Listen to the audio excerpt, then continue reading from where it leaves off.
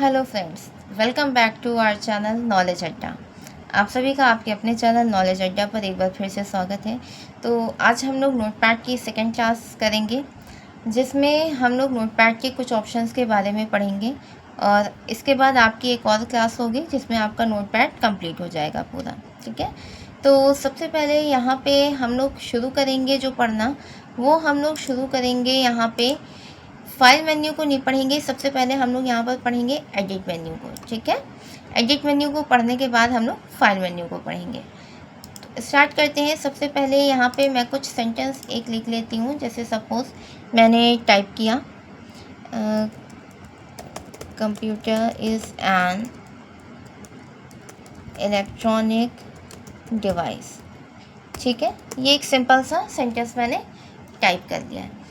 अब यहाँ पे आप एडिट मेन्यू पे क्लिक करेंगे तो आप देखेंगे कि यहाँ पे कुछ ऑप्शन ये जो देख रहे हैं हाईलाइट नहीं हो रहे हैं, जैसे कट कॉपी पेस्ट वगैरह।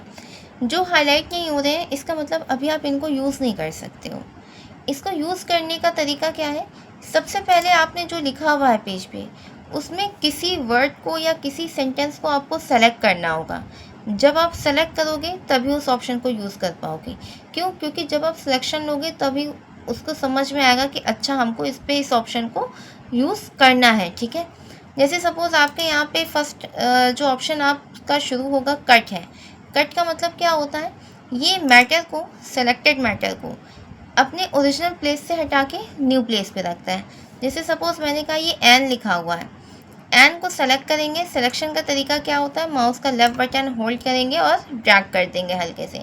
ये ब्लू कलर से हाईलाइट हो रहा मतलब सेलेक्ट हो गया। अब सिलेक्शन के बाद आप एडिट पे आएंगे तो देखिए कट ऑप्शन हाईलाइट कर गया। अब जैसे ही मैं यहाँ पे कट पे क्लिक करूँगी तो एन यहाँ से हट जाएगा। अब एन कट हो गया। अब लाना कहाँ पर है इसको? जहाँ पर लाना है सबसे पहले कर्सर को ले जाइए। जैसे हमने कहा डिवाइस के बाद हमको चाहिए, तो हम पहले क्या करेंगे?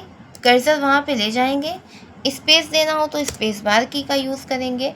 फिर यहाँ पे उस एन को लाने के लिए एडिट मेन्यू पे वापस जाएंगे और पेस्ट ऑप्शन पे क्लिक कर देंगे। तो देखिए एन यहाँ पर आ गया। तो ये होता है कट का यूज़। कट का काम क्या हुआ कि इसने सेलेक्टेड मैटर को अपने ओरिजिनल प्लेस से हटा करके न्यू प्लेस पे रख दिया। अब सपोज़ हम चाहते हैं कि एन वापस आ जाए अपने पुराने प्लेस पे, तो आप वापस से इसका सिलेक्शन लेंगे, एडिट पे जाएंगे, कट करेंगे और यहाँ पे आप कर्सर ला के क्या कर देंगे? पेस्ट कर देंगे। ठीक है, अभी मैं आपको ऑप्शन से बता रही हूँ, फिर इसकी लास्ट क्लास में नोटपैड की मैं आपको कुछ शॉर्टकट भी इन ऑप्शंस के प्रोवाइड करूँगी। उसके बाद नेक्स्ट ऑप्शन क्या है यहाँ पे? कॉपी का। कॉपी मतलब जैसे नाम से ही समझ में आता है, ये डुप्लीकेट बना देता है। ठीक है, तो जैसे हमने कहा ये एन जो है यहाँ पर भी होना चाहिए, डिवाइस के बाद, मतलब दोनों जगह पर होना चाहिए। तो आप सेलेक्ट करेंगे, कॉपी करेंगे। अब पेस्ट आपको कहाँ करना है? जहाँ पे आपको चाहिए, तो कर्सर रखा वहाँ पे पेस्ट कर देंगे। तो अब हुआ क्या इसमें कि एन अपने ओरिजिनल प्लेस पर भी है और न्यू प्लेस पर भी। तो ये डिफरेंस होता है कट और कॉपी में। कट क्या करता है कि अपने ओरिजिनल प्लेस से हटा देता है मैटर को। कॉपी क्या करता है? ओरिजिनल प्लेस पे भी रखता है और साथ ही साथ न्यू प्लेस पे भी रख देता है। लेकिन हमें यहाँ पे एक बात ये ध्यान रखनी है कि आप मैटर को चाहे कट करेंगे, चाहे आप मैटर को कॉपी करेंगे, वो खुद से नहीं आएगा पेज पर।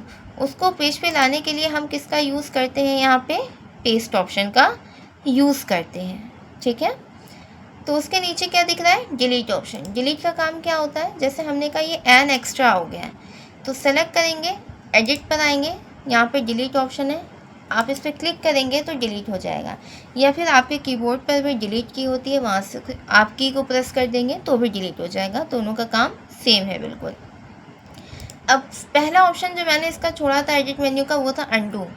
अंडू का काम क्या होता है? हमको करंट पोजीशन से वन स्टेप बैक ले जाता है। जैसे मैंने क्या कहा? मैंने कहा कि अब ये जो मैटर एन था वो हमसे बाय मिस्टेक डिलीट हो गया। मैं उसको डिलीट करना नहीं चाह रही थी, लेकिन हो गया। तो उसको वापस लाने के लिए हम लिखेंगे नहीं, हम यहाँ पे अंडू कर देंगे। तो देखिए आप करंट पोजीशन पे एक स्टेप आगे बढ़ गए थे मैटर को डिलीट करके, लेकिन जैसे ही आपने अंडू किया आप एक स्टेप बैक चले गए जहाँ पे एन लिखा हुआ था। ठीक है, तो अब अंडू के बाद नीचे आते हैं, हमारे पास ऑप्शन क्या है? फाइंड। फाइंड ऑप्शन जैसे कि उसके नाम से ही समझ में आ रहा है, फाइंड का मतलब होता है ढूंढना। तो यहाँ पे होगा क्या बेसिकली कि अभी तो मेरे पास एक बहुत छोटी सी लाइन लिखी है, बहुत छोटा सा सेंटेंस है। अगर हमें इसी सेंटेंस को बार बार लिखना होगा तो हम सिंपली किस ऑप्शन का यूज़ कर सकते हैं, अभी हम लोगों ने पढ़ा है कॉपी ऑप्शन का यूज़ कर सकते हैं। ठीक है, आप सेलेक्ट करेंगे, कॉपी करेंगे, कॉपी का शॉर्टकट होता है Ctrl+C और उसको हम पेस्ट करेंगे। ठीक है, एक बार कॉपी किया हुआ मैटर हम लोग कई बार पेस्ट कर सकते हैं। तो ये मैंने सेम सेंटेंस को रिपीट कर दिया है। सपोज़ आपके पास कोई बहुत बड़ा सा पैराग्राफ लिखा हो पूरे पेज पे, हम उसमें आपसे कोई बहुत छोटा सा वर्ड कह दें ढूंढने को, तो जब आप उसको पूरा लाइन बाय लाइन रीड करेंगे तो वो टाइम टेकन प्रोसेस हो जाएगा। तो हम लोग क्या करेंगे, स्मार्ट वर्क करेंगे। तो यहाँ पे हम लोग लाइन बाय लाइन ना पढ़ के फाइंड ऑप्शन का यूज़ करेंगे। फाइंड पे क्लिक करेंगे तो आपके सामने फाइंड का एक डायलॉग बॉक्स खुल करके आ जाएगा यहाँ पर। अब ये डायलॉग बॉक्स आया है तो इसके पीछे टेक्स्ट हाइड हो गया। तो ये जो आपको फाइंड लिखा हुआ दिख रहा है उस एरिया पे माउस पॉइंटर ले जाके लेफ़्ट बटन होल्ड करेंगे और इसको आप होल्ड किए रहेंगे, जहाँ पे ले जाना है वहाँ पे छोड़ देंगे आप लेफ़्ट बटन ले जाके। तो सबसे पहले फाइंड वर्ड लिखा है। फाइंड वर्ड में हम लोग उस वर्ड को लिखते हैं जो हमें ढूंढना होता है। जैसे मैंने कहा मुझे एन फाइंड करना है, एन पे क्लिक करेंगे। देखिए यहाँ पे आपको क्या करना है, कर्सर को ऊपर रखेंगे, फाइंड नेक्स्ट करते जाएंगे, ये एन यहाँ पर आता चला जाएगा। अब लास्ट में आया तो क्या दे रहा है, कैन नॉट फाइंड एन। क्यों? क्योंकि इसके नीचे तो कुछ लिखा नहीं है। तो ऐसे में क्या करते हैं, फाइंड के डायलॉग बॉक्स में ये जो आप डायरेक्शन ऑप्शन देख रहे हो इसका यूज़ होगा। अब नीचे में है नहीं तो हम डायरेक्शन को क्या करेंगे, अप कर देंगे, ताकि हम वापस से ऊपर की साइड ढूंढने लगेंगे। फिर नीचे देखना है तो आप डाउन कर दोगे। अच्छा, यहाँ पे एक ऑप्शन रैप अराउंड का है। जैसे ये लास्ट में एंड पे पहुँच रहा है तो क्या दे रहा है, कैन नॉट फाइंड एन। अब आप इससे चाहते हो कि ये ना लिख कर क्या है, अगर आप एंड पे पहुँच गए वो ऑटोमेटिकली फर्स्ट लाइन पे फिर से चला जाए।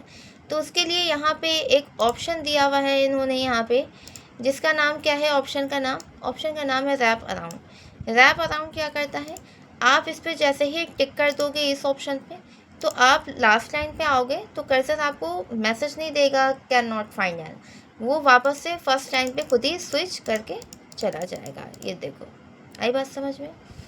उसके बाद एक ऑप्शन यहाँ पे आता है मैच केस। मैच केस क्या होता है, मैच केस का काम होता है कि जैसे ये आप इसको कह सकते हो कि ये केस सेंसिटिव एक तरह से होता है। अगर मैं अभी यहाँ पे एन को कैपिटल लिख दूँ, जबकि पेज पे कैसे लिखा है स्मॉल में, तो भी ये फाइंड करेगा, इसको कोई प्रॉब्लम नहीं है। लेकिन जैसे ही मैं मैच केस पे टिक करूँगी ये फाइंड नहीं करेगा। क्यों? क्योंकि मैच केस का यूज़ तब होता है जब हमें एग्जैक्ट जैसे लिखा है वैसे ही ढूंढना है। जैसे अगर हम यहाँ पे अब स्मॉल में एन लिखेंगे तो ये फाइंड कर देगा, कैपिटल में लिखा था तो नहीं कर रहा था। क्यों? क्योंकि पेज पे हमारा जो एन था वो स्मॉल लेटर्स में था। तो मैच केस का काम यही होता है, स्मॉल कैपिटल लेटर्स को अलग अलग फाइंड करेगा। ठीक है, उसके बाद यहाँ पे आते हैं एडिट में। नेक्स्ट ऑप्शन है फाइंड नेक्स्ट। फाइंड नेक्स्ट वही करता है, आपका वन बाय वन ढूंढता चला जाएगा आगे। फाइंड प्रीवियस वही करेगा, एक एक ऊपर ढूंढता चला जाएगा। जो वहाँ पे हम लोग डायरेक्शन का यूज़ कर रहे थे फाइंड डायलॉग बॉक्स में ना, अप डाउन का, वही काम फाइंड नेक्स्ट और फाइंड प्रीवियस करते हैं आपके, सिंपल सा। फिर नीचे आता है रिप्लेस। रिप्लेस का काम क्या होता है, बदलना, किसी एक चीज़ को दूसरी चीज़ से बदल देना।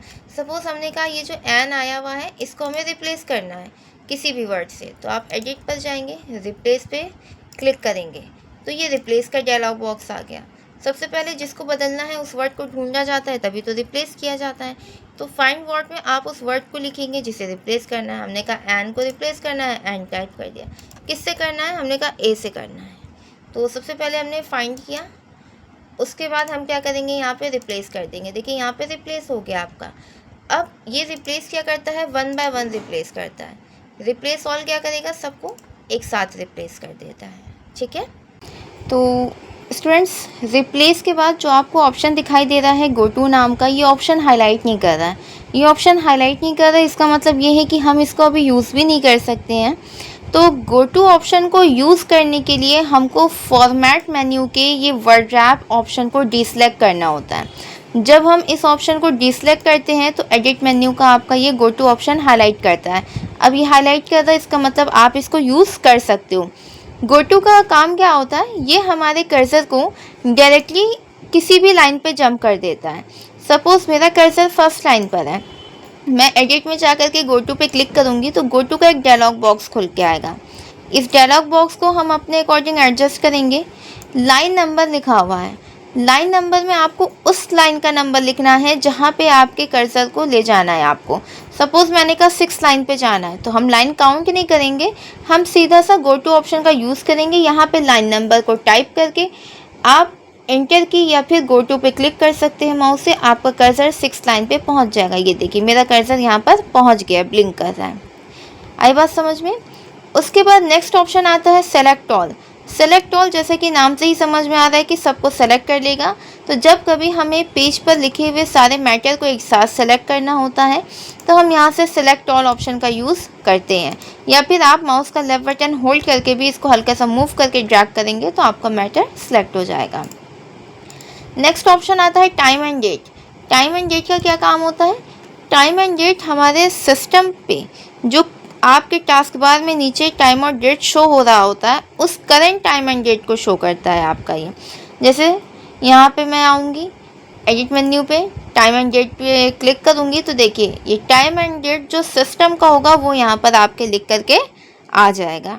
ठीक है, तो यहाँ से हमारा एडिट मेन्यू कंप्लीट होता है। अब नेक्स्ट क्लास में मैं आप लोगों को मिलूँगी फॉर्मेट मेन्यू के साथ। आज की क्लास में इतना ही रखते हैं। उम्मीद करती हूँ आपको मेरी ये क्लास अच्छी लगी होगी। अगर अच्छी लगी है तो चैनल को सब्सक्राइब करना मत भूलिएगा और वीडियो को लाइक और शेयर करना मत भूलिएगा। Thank you.